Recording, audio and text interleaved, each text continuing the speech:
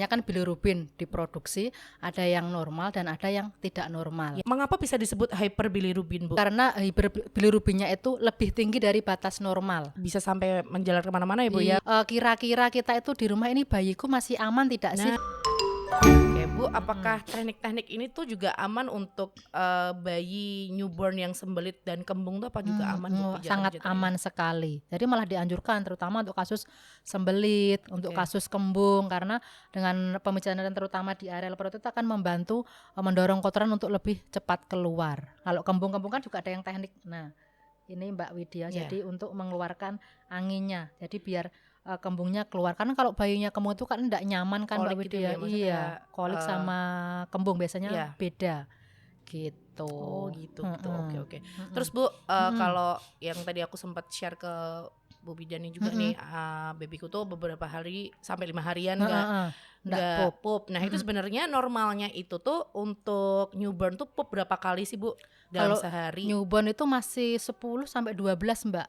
Masih hitam-hitam biasanya 3-5 hari udah agak hitam. Tapi yang perlu diwaspadai kalau BAB-nya ada lendir darahnya itu kan bisa jadi berbahaya, terus warnanya kayak pucat.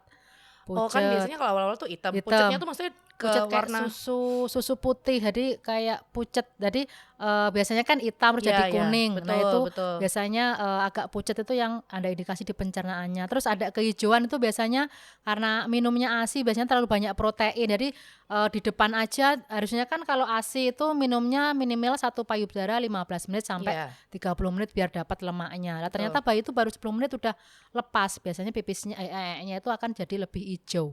Jadi indikasi ini minumnya kurang lama. Terus BB-nya ditandai juga enggak naik-naik. Kayaknya tuh minumnya heboh banget. Padahal enggak keluar ya, Bu. Kadang ada yang kayak gitu ya.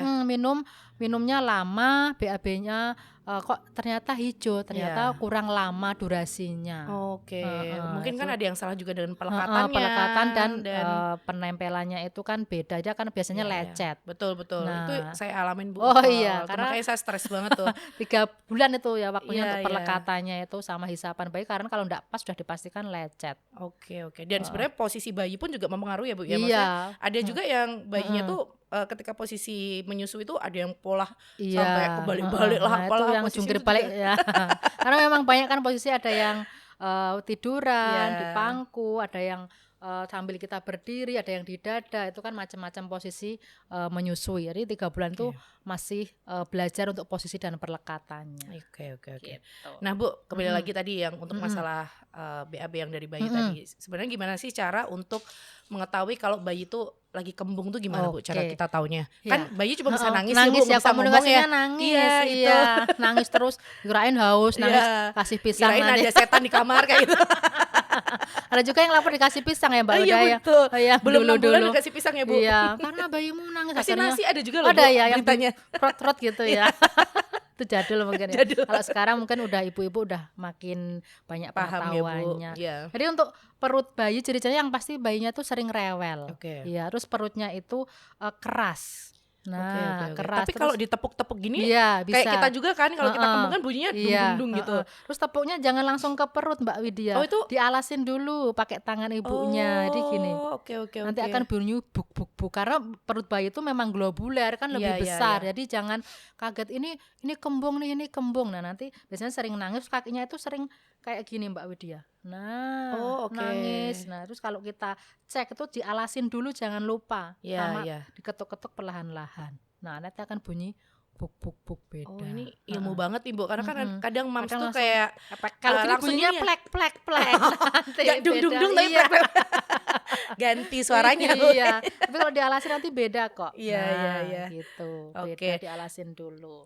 Nah itu Bu, kalau tadi itu kan saya juga sempat sharing ini banyak banget nih mungkin moms di rumah tuh yang takut nih kayak untuk memijat bayi. Kira-kira ada nggak sih pesan-pesan dari Bu Bidan Maryam ini buat moms di rumah biar nggak takut, biar nggak worry, biar tetap semangat merawat bayinya? Jadi untuk mami-mami di rumah itu jangan takut ya, karena pijat itu enak kok. Ada banyak manfaatnya ya, Iya. terutama untuk tumbuh kembang si kecil ya. Tumbuh kembang si kecil bisa lebih optimal. Jadi kita nanti apalagi kalau pijatnya kalau mandiri belum bisa, nanti bisa belajar ke terapis. Jadi tidak Oke. perlu takut kalau nanti nangis segala macam, pasti nanti akan diajari metodenya. Terapisnya juga tidak akan dipaksa. Jadi tetap santai aja, pijat bayi secara rutin setiap hari oleh mom atau ke terapis boleh seminggu sekali. Luar biasa, Gitu. inilah keajaiban pijat Dari bayi pijat ya Bu bayi, ya, luar iya. biasa sekali. Heeh. Ilmu yang sudah kita bahas hari ini untuk Iya. moms di rumah banyak banget ya Bu Heeh, ya, ternyata iya. teknik-teknik Dari memijatnya pijat seperti bayi, apa, heeh. ilmunya sangat bermanfaat sekali Mhm. pada hari ini. Terima Oke. kasih Iya, Bibi dan sama-sama Mbak Widya. Maryam. Oke, kita sudah berada di akhir acara. Sampai Sampai jumpa jumpa di lagi. Moms Talk berikutnya. Dah.